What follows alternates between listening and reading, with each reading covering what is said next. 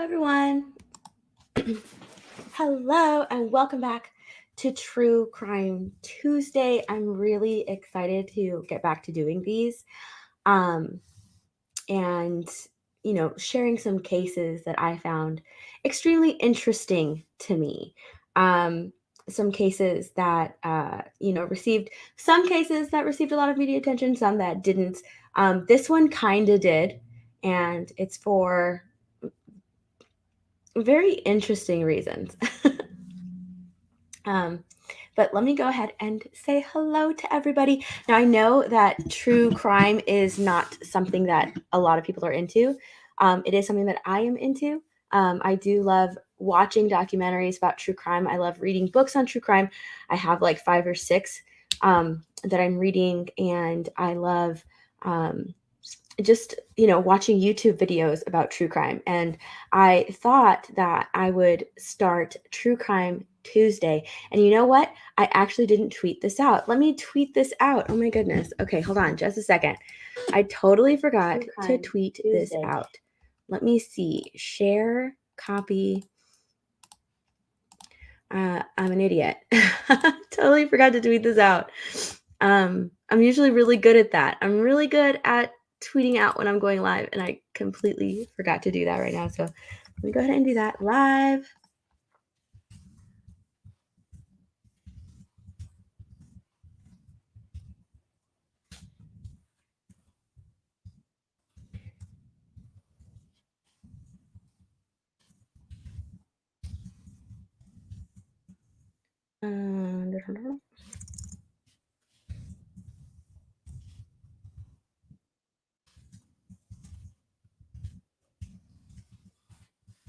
All right, there we go. Boom. Tweeted. All right. I totally forgot to do that. I'm usually pretty good at that. Oops. All right. I see Lemons is in the chat. Hi, Lemons. Dermot is here. Hello. And so is Subhuman. Hey, oh, pretty lady. Hi, Subhuman. Peter Charon is here. Hi, Peter. Actually, it's not Charon, huh? How do you say your last name, Peter? I think it was different. Sharon? I think I can't remember. Stunning and Brave Megatron. Hello. And Keely. Hi. And Winky Woo. What is up, guys? All right. Like I was saying, I know that not a lot of people are very interested in true crime, but it is something that I am interested in.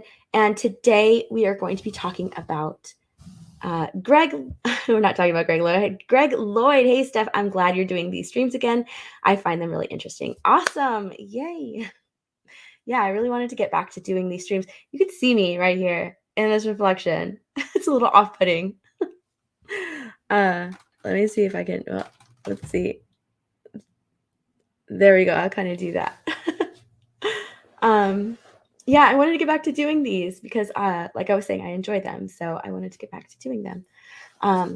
Let me get these right here. It's like totally just not ready because I was looking for clips to show you guys as I go along with this story. There are 2 true crime channels that I watch, and a couple of these channels have discussed this case very in depth. Actually, they've discussed it incredibly in depth. Probably more in depth than I'm going to get into because I usually just kind of summarize everything, whereas they go in depth about like the childhood and who their upbringing and everything. When usually I just kind of like give you a little bit of backstory and then get straight to the case.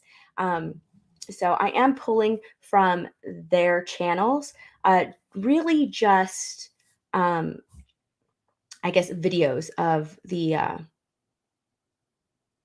killer, because these are videos that they found, kind of condensed them down and put in their videos, and I really like what they pulled, so I kind of want to show you guys. But we'll get to that later on.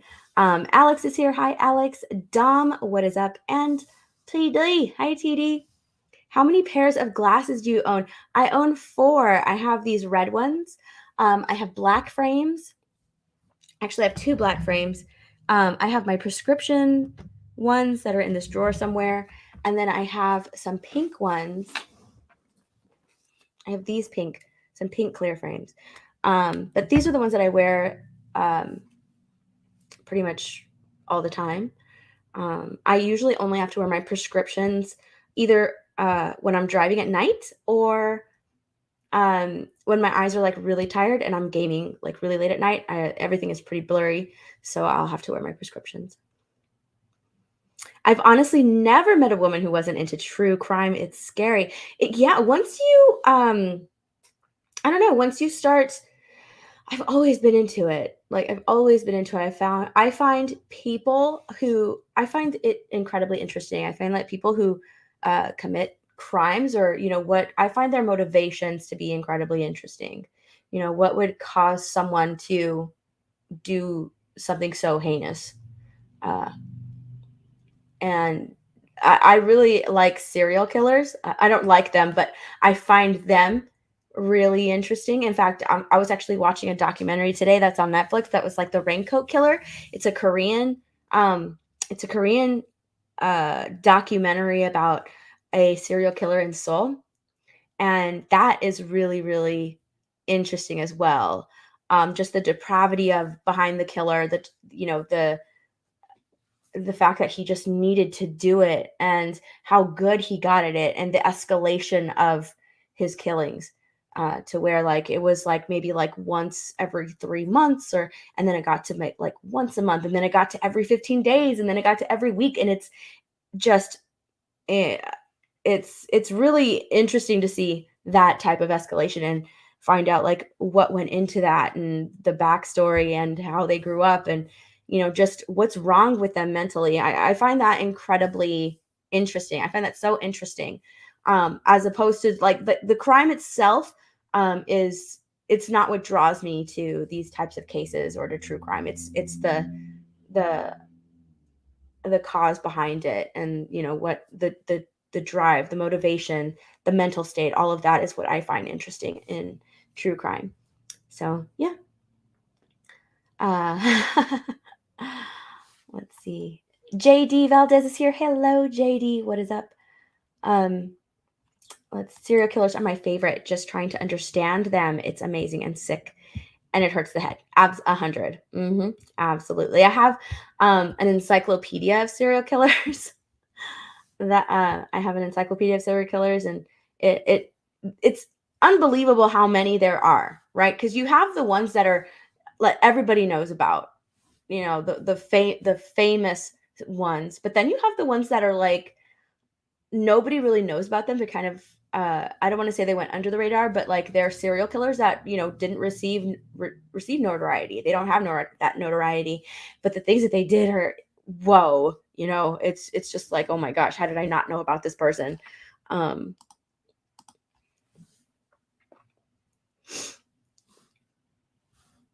you'd be a great psychologist. My degree when I was in college was in psychology. I think that's probably why I love these cases. I think that's why I like true crime. I watch true crime serial killer shows obsessively. They're so interesting. They really are at 70. They really, really are. Um, and I was saying the raincoat. I believe that's what it's called. The raincoat, the yellow raincoat killer, the raincoat killer. Um, on Netflix it has subtitles, because it is a Korean doc, but you can put like the voiceover on it. I was watching it with subtitles, but when I had it on in the background, I had to actually put the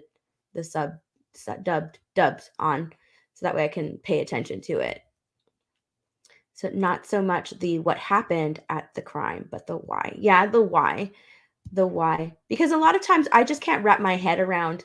Like we went over the Chris Watts killing, right? And I just couldn't wrap my head around what would drive someone to do that. A parent, what would drive a parent to do that? Um, and Yeah, if you're a member, you have access to that Chris Watts video, because I put all of these to members only. At some point, I kind of want to go back to those and cut them up, and put them on my second channel as like just standalone videos. But for right now, they are once I'm done with these videos, they do go to members only. So if you want to take a look at those past true crimes that you've missed, then they're there. They're there for members only. Mr. Grant Gregory's here. Hi, Mr. Grant Gregory. Okay. let me put, I always need, like, I don't know why. It's a habit of mine that, like, whenever I start streaming, I have to, like, put lotion on my hands. I feel like I get really nervous or something that, I don't know, like, I get nervous, so, like, I can actually feel everything, and, like, I just feel my hands, and they're very dry. And plus right now it's kind of cold outside, so my skin tends to be drier than normal. Detective Steph Todd.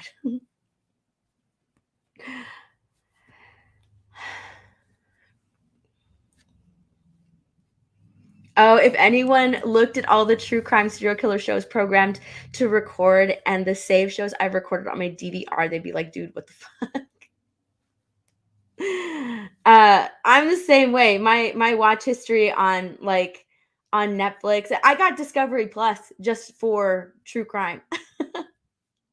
Just for true crime. And I also Magellan TV. They also have, like, a lot of true crime documentaries on there. So yeah, definitely. That's the only reason I have Discovery and Magellan TV is for just watching true crime. Phil is here. Hi, Phil. I will be going live later on as well on my gaming channel, or on my gaming channel. I don't have a gaming channel, on my Twitch.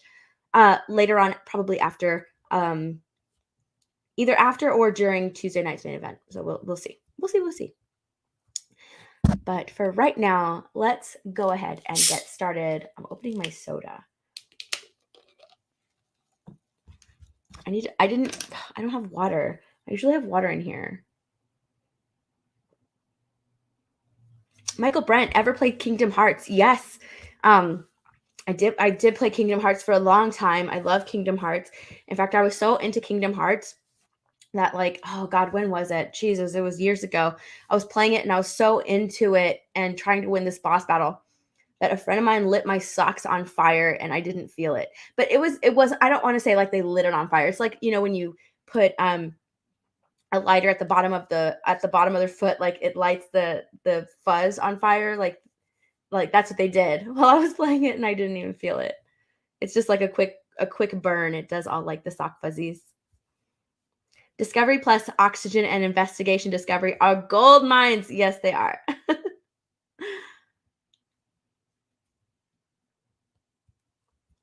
All right. Let's go ahead and get started. My friends are pyromaniacs. No, they just thought it was really funny that, like, they were trying to talk to me and I wasn't answering them because I was, like, paying attention to what I was doing. I just wasn't hearing them. So they just, like, did that. All right. So I do have this a little script that I will be reading from because I don't want to really I guess I want to be as respectful as I can be. So I try not to go off the cuff with these. I try to write something and then read it off to you. Every now and then I'll stop to show you a video. But for right now, that's how I do this. And in fact, I need to pull up something really quickly before I get started.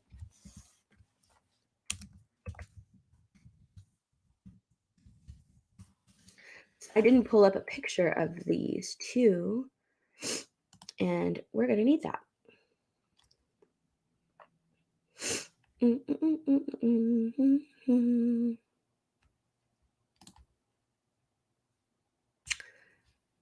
I need that one.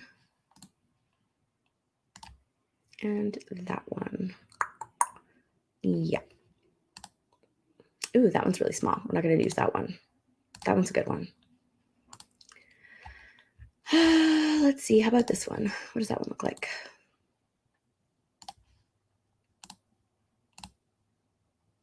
Okay, that one's not bad.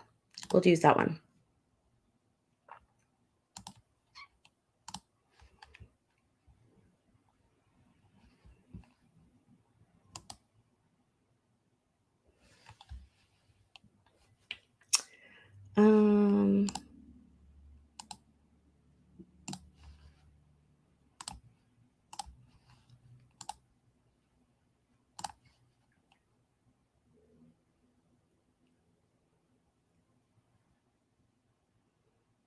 All right, let's get started. Today, we are talking about the murder of Travis Victor Alexander committed by Jodi Arias. Travis Victor Alexander was born on July 28th, 1977. He was a devout Mormon, so he didn't drink coffee, he didn't drink alcohol, and he was saving himself for marriage. In 2006, Travis was working as a salesperson and a motivational speaker for prepaid legal services. And it was in Las Vegas at a conference where he met Jodi Arias. Now, who is Jodi Arias? Jodi Arias was born on July 9th, 1980 in Salinas, California.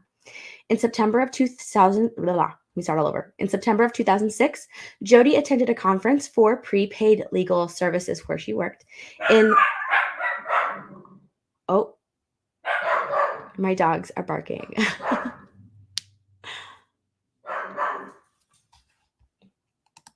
Let me wait for that. Jodi has crazy eyes. Let me wait for them to stop barking. Okay, I think they're done. No, they're not done.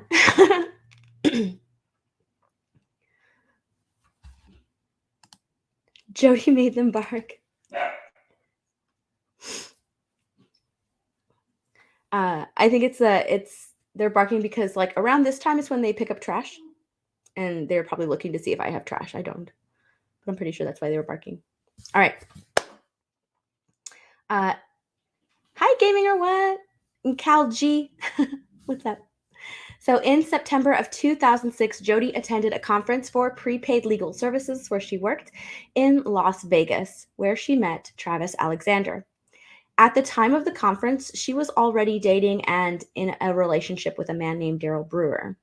However, after meeting Travis Alexander, Jodi told her boyfriend, Daryl, that she was no longer interested in a physical relationship with him because she was interested in Mormonism and wanted to save herself for her husband. It's kind of interesting, huh? Jodi really strikes me as one of the type of those girls that you date who are kind of like chameleons. They'll morph into whatever you want them to be. They'll change things about themselves. They'll change who they are. They'll change their point of views in order to like fake their way into like unsuspecting men's lives. That's the type of person that Jodi really strikes me as. You know, that's how she gets herself out of a lot of situations. If you look into her backstory and her background, that's how she would kind of get herself out of a lot of trouble. She's a chameleon and a psychopath.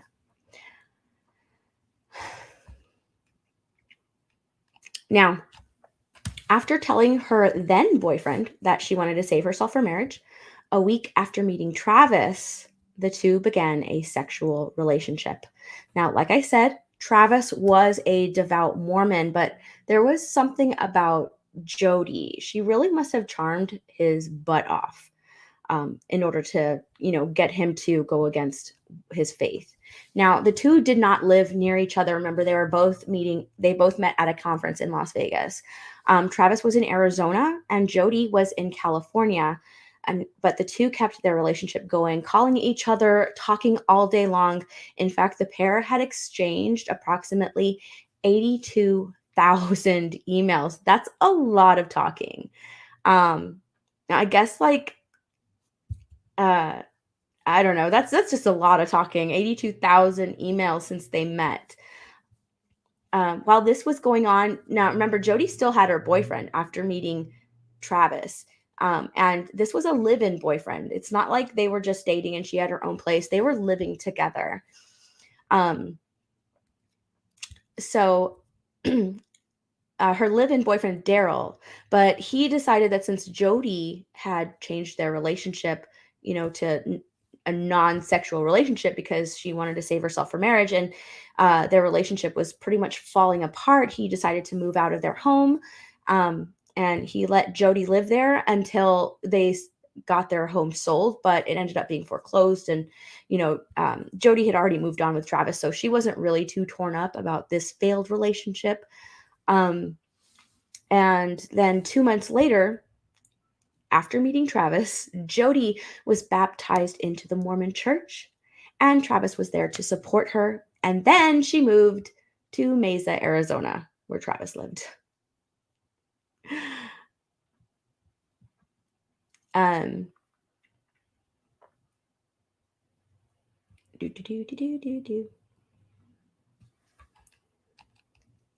Now, both of these things, being, baptized into the Mormon church and then moving to where Travis is, both of these things were done on her half in order to convince Travis that she was the perfect girl for him.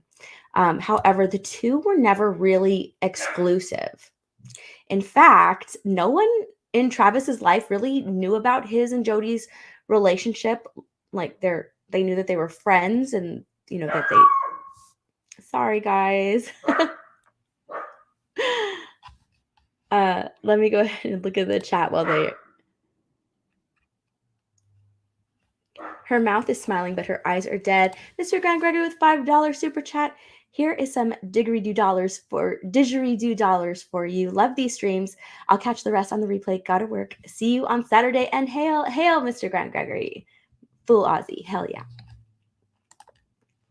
And then Winky Wonky Woo with a super sticker, a $1.99 super sticker. It is game over. Thank you. Calgie and Tim are here. Hello. And then Lyndon. That's downright criminal, I think. I just got here. Hi, Lyndon.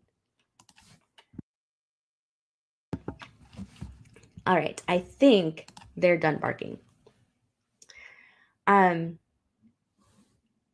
So no one in Travis's life really knew about him and Jody's relationship. Like they knew that they were friends, but he didn't really tell anybody that they were having like a sexual relationship, right?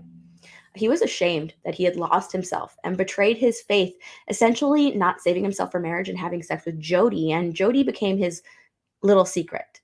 He didn't want people who knew him as a devout Mormon to know that what he was doing with Jody.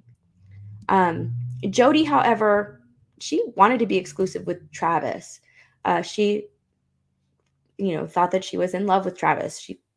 So she really wanted to be with him. Now, one day, while she was with him, she went through his phone and she found like 40 messages that he was sending to other women. And so she ended up ending their relationship. Now, Travis, knowing that like Jody is kind of like his secret, and he was already kind of wanting to end things with Jody.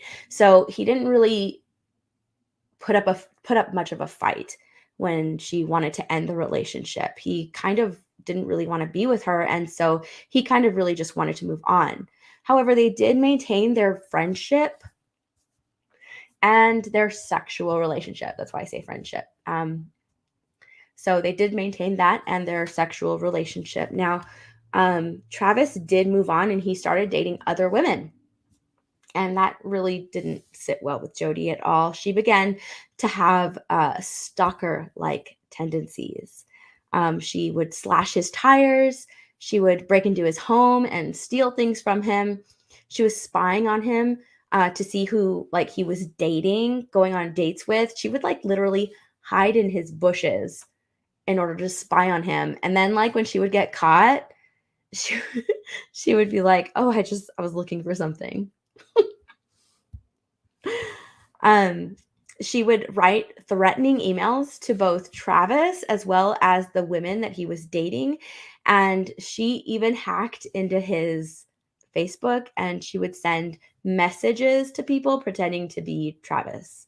But through all of this, Travis continued to have sex with Jody, and they even traveled together. Travis loved to travel, and when he had no one to go with, he would invite Jody. So they would even travel together. But Jody was still like his little side piece. She was still his little secret. She was like the person that he was having fun with, but she wasn't the person that he wanted to marry. He was still looking for that person. he wouldn't really tell anyone that he was openly dating her. So eventually, Jody got fed up with just being Travis's side piece. So she moved back to Arizona. She moved in with her grandparents. But the pair still continued to have a relationship together, a sexual relationship together, exchanging photos, exchanging emails, and, you know, sexual phone calls, sexually explicit phone calls. In June of 2008, Jody hacked his Facebook page again, and Travis had finally had enough of it. He finally cut contact with Jody, really having had enough of her behavior. On June 2nd, Jody rented a car and drove 5 hours to Arizona to Travis's home. The pair apparently spent the day together having sex and photographing it. And on June 4th, Jody drove the car back to the rental place, and then she just kind of moved on with her life. Now, from then on, nobody could get a hold of Travis. He wasn't going to work. He had missed a very important business meeting. He missed a trip to Cancun, Mexico with his friends that he was supposed to go on, and he wasn't answering his phone.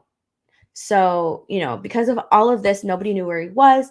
His friends went over to his house, and his roommate told his friends that he hadn't been home in days. And because of this, he thought that he was gone. He thought he was out of town, thought he was on a trip. And he never went into Travis's room to check on him because Travis's door was locked. So he really didn't think anything of it. He knew that Travis was planning to go on a trip, and that's where he thought he was. But his friends told his roommate that, like, that's not the case. Nobody can get a hold of him. He didn't go on this trip. So they ended up finding a key to Travis's room, and they go into his room. And the first person that went in there, like, saw blood, and they walked out. They didn't want to go any further.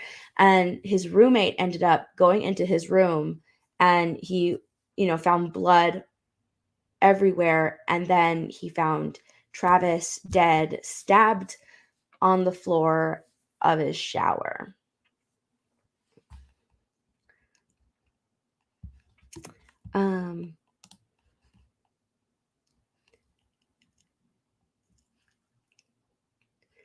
Gaming says this is the very reason I don't date.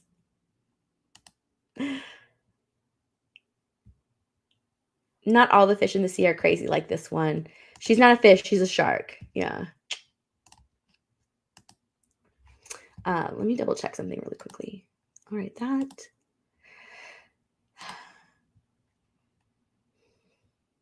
Okay. So, you know, they called 911, and gosh, where was that 911 call? There was a 911 call that I was listening to. It's at the beginning of this video. Okay, let me find it. Actually, no. Well, okay. Let me find the 911 call, because there is the 911 call is on.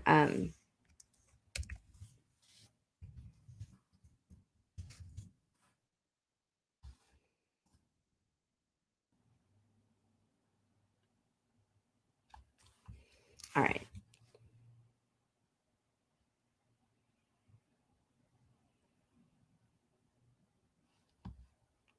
Yeah, here it is.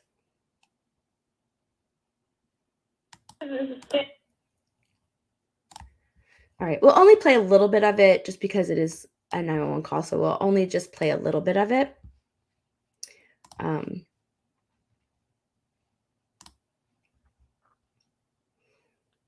Peter, yeah, she is.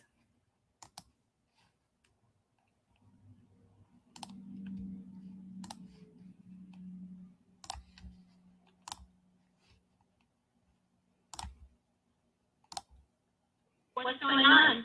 A friend of ours is dead in his bedroom. We haven't heard from him for a while.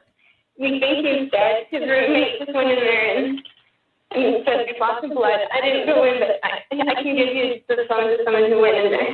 Yes, please. Can you? Hello. Hi, so what's going on? He's dead. He's in his bedroom, okay. in the shower. Okay. How did this happen? Do you have any idea? No, we have no idea. Everyone's been wondering about him for Well, a few days. she said that there's blood. So is it coming from his head? Did he cut No, off? it's all over the place. Is there any weapons around? No, I don't know. Not that I saw. How many people are in the house? How many are in the house right now? Just the 5 of us? 5 of us. Okay, I need all of you outside. Okay. All right.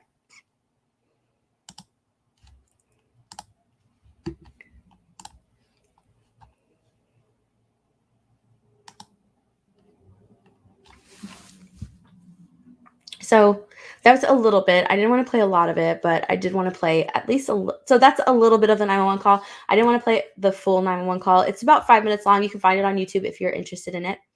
But the police forensic team found a camera and a memory card in the washer, and the memory card had been erased, but the forensic team was able to recover the photos. Now, most of the photos were of Travis and Jody in sexual positions, but the team was more interested in the last few photos on the memory card, especially the one of Travis in the shower looking worried and scared, and another showing what appeared to be Travis lying down on the ground lifeless. And you can find all of these photos online. They're available online. You can just search Travis Scott, Jody Arias. They're right there. The photo of him, like, it's pretty much like the last photo of him alive. He just looks terrified. He looks terrified. Travis had sustained 27 to 29 stab wounds, a slit throat, and a gunshot wound to the head. The medical examiner said that Travis's jugular vein, common carotid artery, and trachea had been slashed, and he had defensive wounds on his hands. And when I say his throat was slashed, like, it was slashed from ear to ear and incredibly deep. His friends had called 911 after finding his body, and when the 911 operator asked if there was anyone who could have been angry enough to hurt him, his friends mentioned Jody by name. When officers were interviewing people in Travis's life regarding the murder, they would also bring up Jody. Now, initially, when police interviewed Jody, she denied being in Mesa at the time of Travis's death, and she mentioned and she maintained this position. Like, the last time she talked to Travis was like in March. She was nowhere in the area. She hadn't talked to him in a while, and she maintained this until police cornered her with photographic evidence that proved that she was with Travis on the day of his murder. And it was only then that Jody would change her story. Now, I really think that this case made headlines because of Jody's demeanor at the police station, because she was really weird in her interrogation, especially when she was left alone in the interrogation room. It was just strange. She was singing. She did a headstand. She was like talking to herself.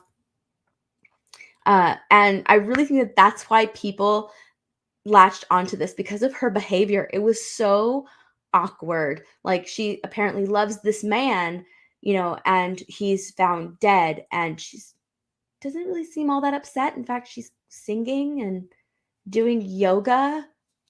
It was just really, it's really weird to watch. JT Gunter, hi. So let me see. I do have video of what I'm talking about. So let me do this. This is from Stephanie Harlow's video. I love Stephanie. She's so amazing. Let me go ahead and share this. It's so weird.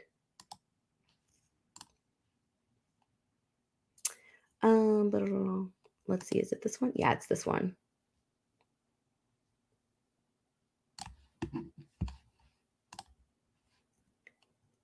She's alone. She's alone right here. I didn't hear you breathe. I wonder how am I still here. It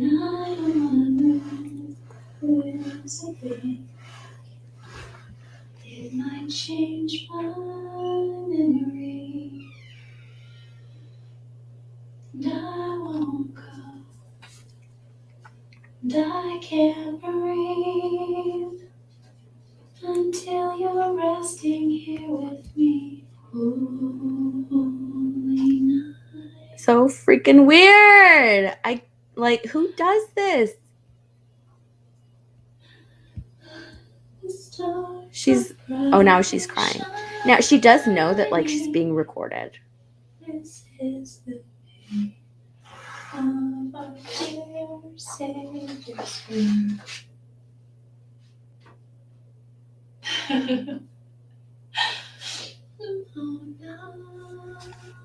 Night divine. Yeah. Fucking weird.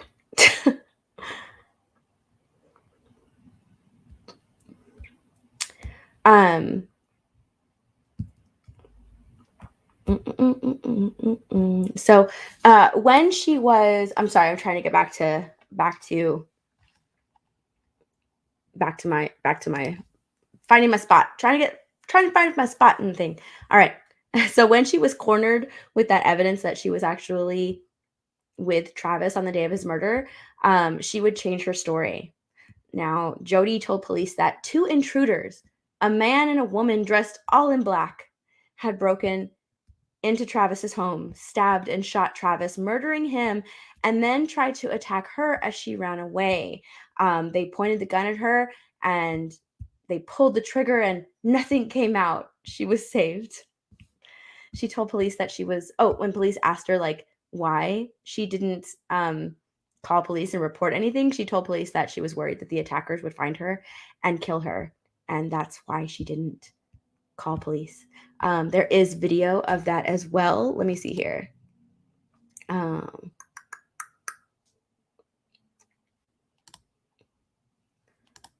I do have video of that.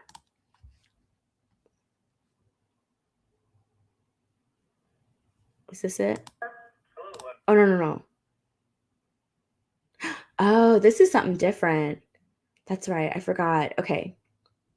This is from Christina Randall. She's another true crime channel that I watch. This is Jody offering like her assistance to police. Hold on. Let me show you this. And then I'll show you her other interview in just a second. Do.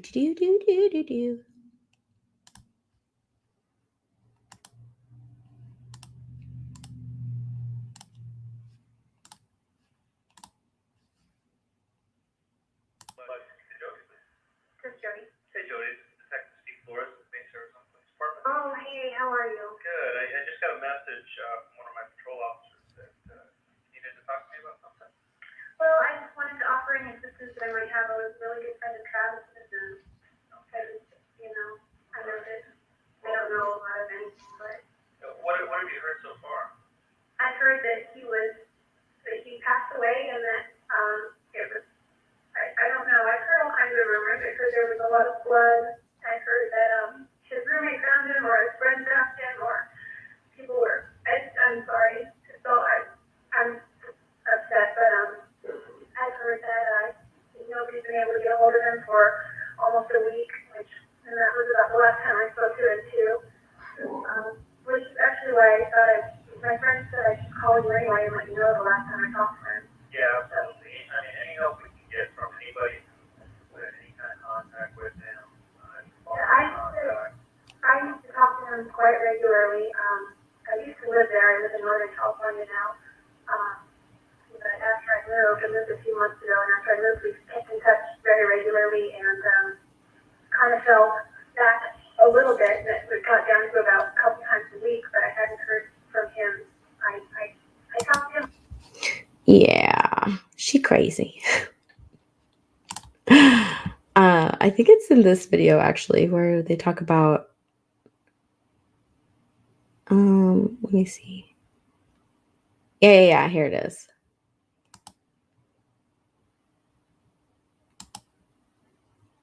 I could have sworn I saved this one too, but I don't think I did.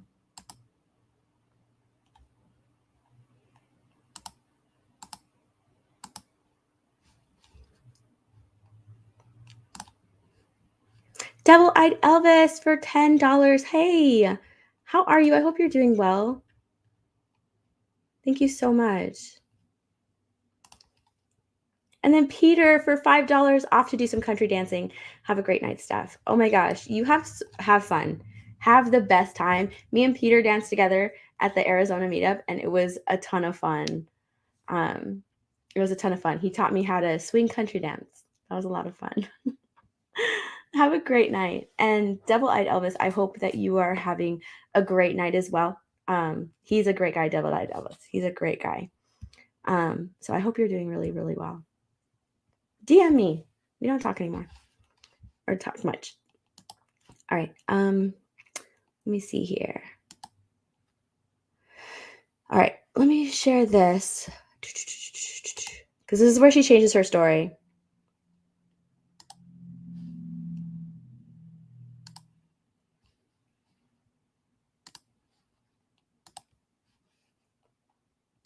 White Americans, from what I could tell, they had call those things. They're like beanies, but they cover your whole face. They didn't discuss much. They just argued. About what? About whether or not to kill me. So yeah, she changes her story at first, saying that like she wasn't there, and then admitting that she was there, but you know she was attacked by ninjas, essentially.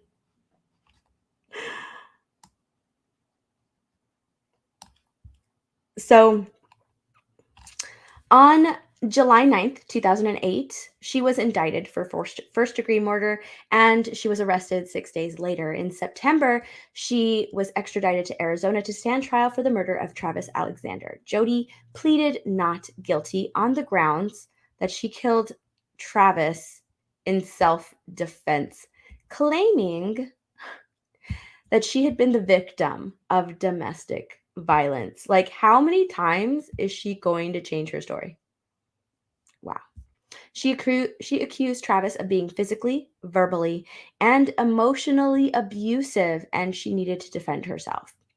The trial lasted 18 days, and there were so many things that came out in the trial proving premeditation. It's shocking when you see like how planned this was. I really think that like that trip that he was supposed to go on to Cancun, like initially he was supposed to take Jody, but then he changed his mind and he's going to take someone else instead. And I really think that that's what kind of set her off on this path.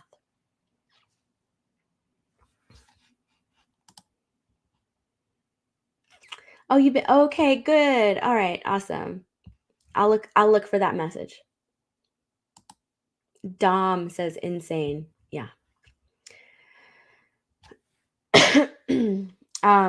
So what did she do? What did she do before traveling to Mesa, Arizona to kill Travis? Well, she staged a robbery at her grandparents' house, stealing a gun that matched the caliber that was used to kill Travis. She rented a car so she wouldn't be seen in her own car.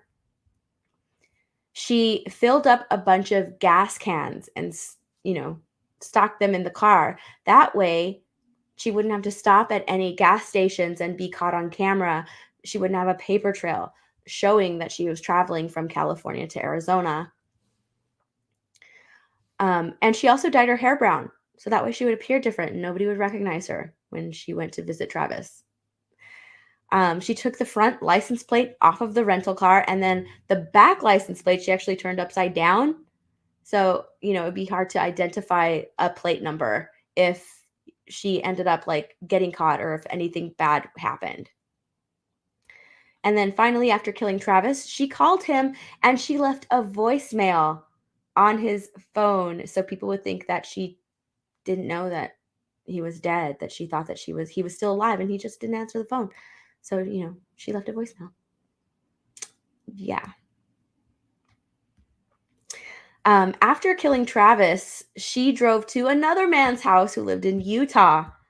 His name was Ryan Burns, who she also met in Vegas and who she was also talking to.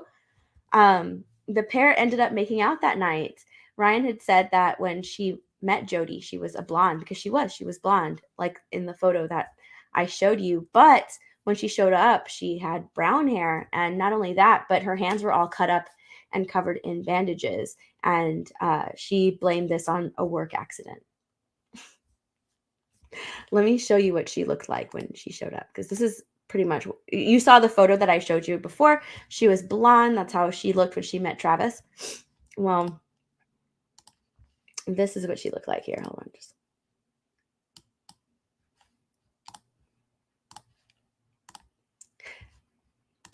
There you go. That's how she disguised herself.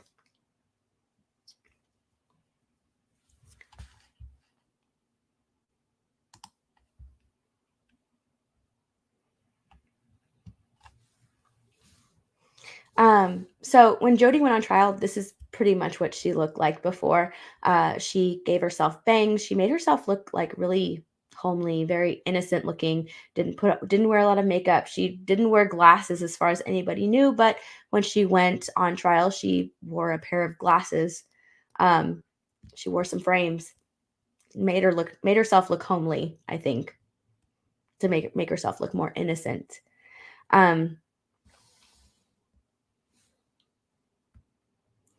Jody's defense was painting Travis in a really bad light, claiming that Travis wanted Jody as his sex slave. They claimed that he was a pedophile and that he was abusive, but there really was no evidence of the pedophilia or abuse. And the prosecution countered by saying that Jody was really into everything that Travis was throwing at her. They were both into a sexual relationship with each other. On May 7th of 2013, after 15 hours of deliberation, Jody was found guilty of first-degree murder. As the verdict was read, Travis's family smiled and hugged one another, and crowds outside the courtroom began cheering and chanting.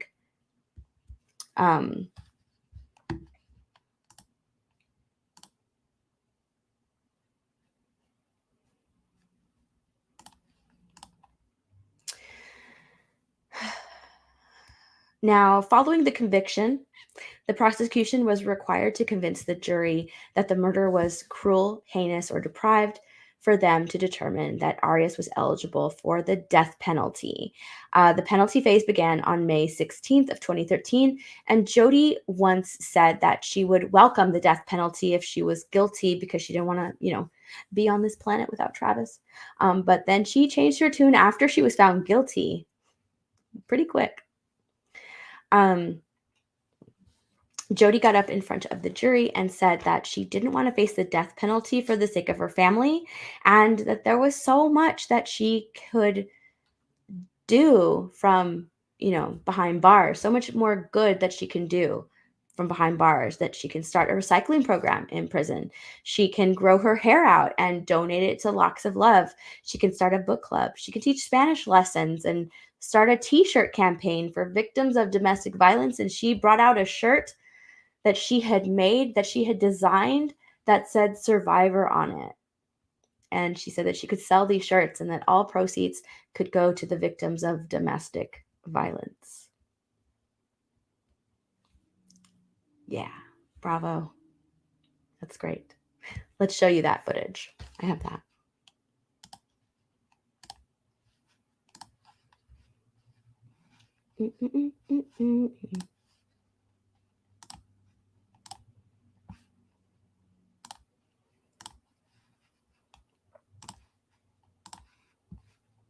I didn't know that if I got life, there are many things I can do to affect positive change and contribute in a meaningful way.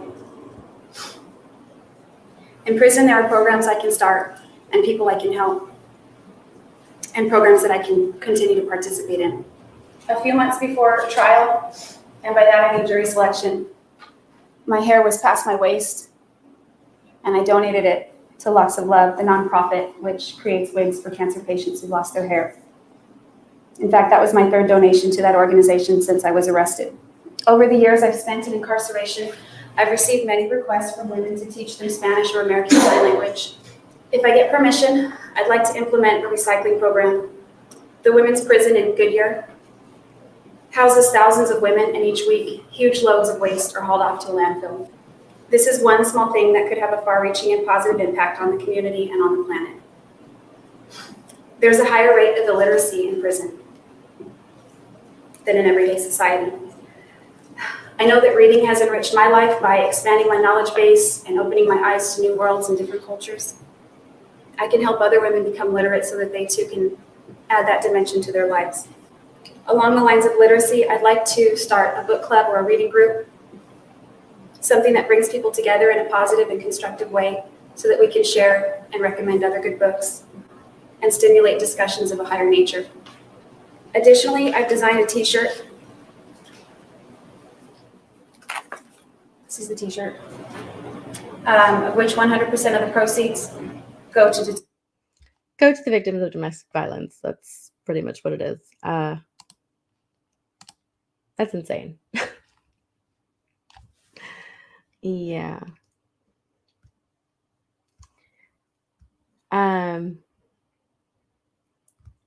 Yeah, that's her.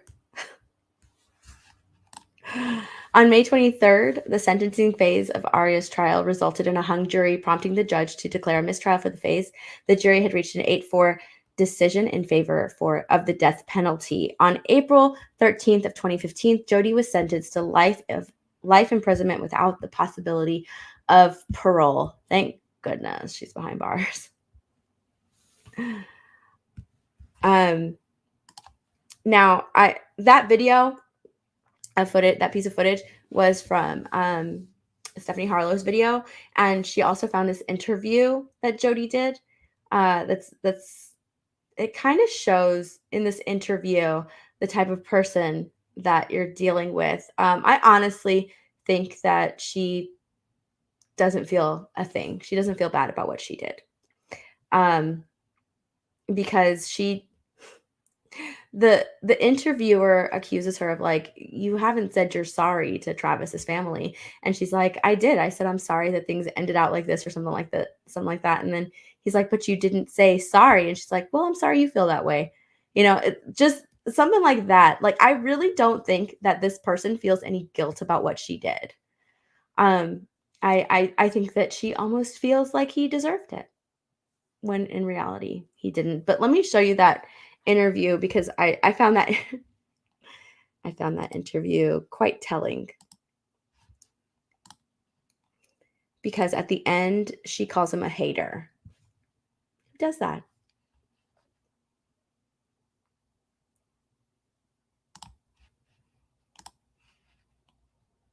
You said today you want to give Travis's family closure. You know they want you dead. So why don't you give them that closure?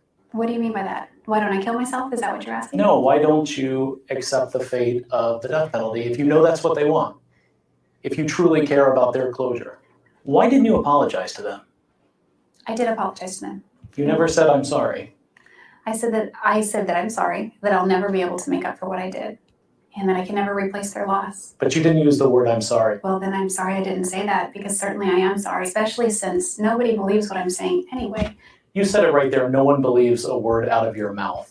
Why do you keep talking? You've said that sort of thing a lot before, including right after you were arrested. You said, my goodness, if I did something this horrible to Travis, I would beg for the death penalty. Right. You did it, so what changed?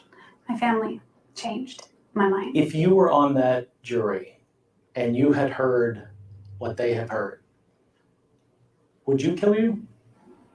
I don't believe in capital punishment. One thing that surprised a lot of people is that no one from your family got up to say anything nice about you when you were facing the possibility of the death penalty. Well, that was a defense decision. But the impact of that is that you've lived on this planet for 32 years and you have no one other than yourself to come up and vouch for your character as a person when you're facing death.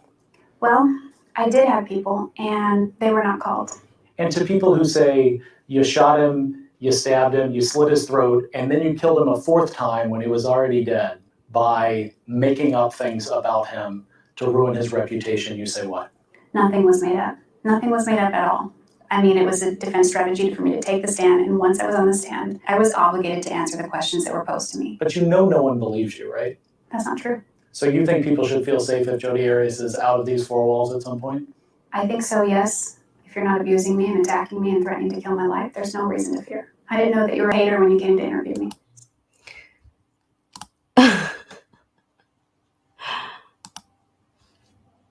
I didn't know you were a hater when you came to interview me. Wow. That's just, wow. Yeah. That's the type of person that Jodi is, automatically on the defensive. I really don't think that she feels bad about what she did. That's just my opinion. But that is the case of Travis Scott. That's the case of Jodi Arias. Yeah. That's something, isn't it? She's a piece of work, I think. The guilty never believe the death penalty for those who are found beyond all shadow of a doubt guilty. The guilty never believe in the death penalty.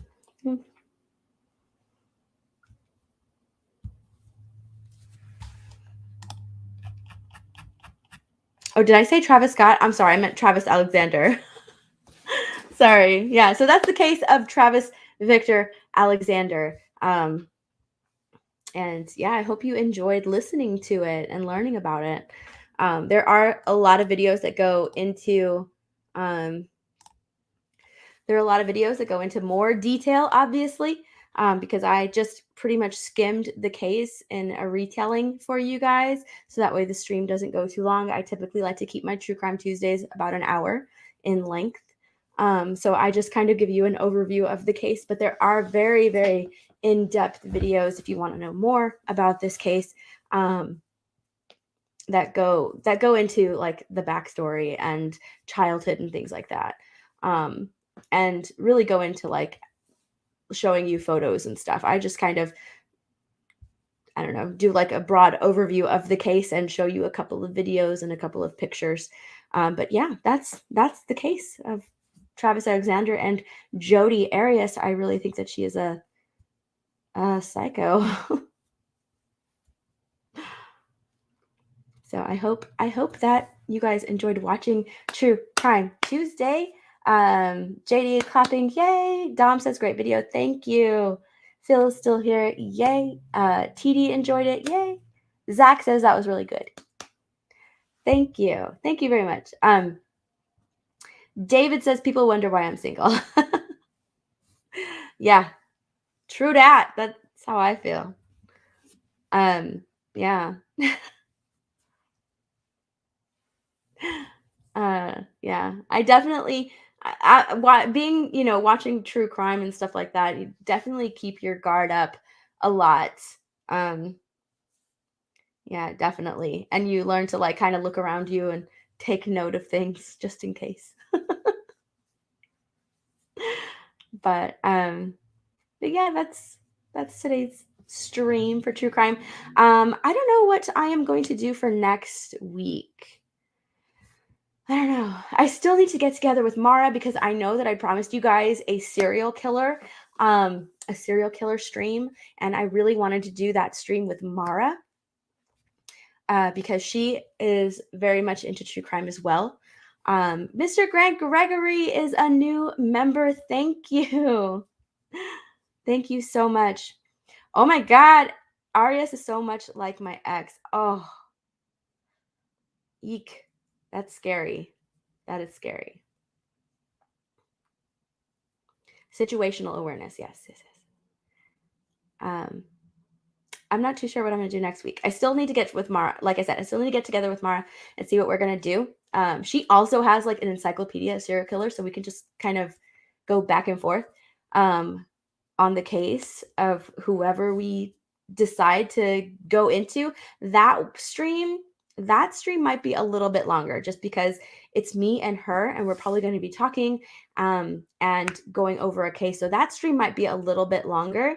Definitely not over like 2 hours, but it might be a little bit longer than the ones that I normally do, because I typically, like I said, like to keep these just an hour long. So that one might be a little bit longer, but I'm looking forward to that. I do need to get together with her. So yeah. Oh my God, Phil, seriously? Ah, wow. But yeah, I don't know who I'm gonna do for my next video because I know that it's not gonna. Me and Mara teaming up is not gonna be next week. It's we have to take some time to figure it out. But yeah, I don't know. I don't know who to do next week. Hmm. Must think. Must think on that. But I will see you guys next week. Again, thank you guys so much for being here. Thanks for hanging out with me. Talking about, learning about this story and diving a little bit into true crime. Thanks so much, you guys. I'll see you next Tuesday. Bye.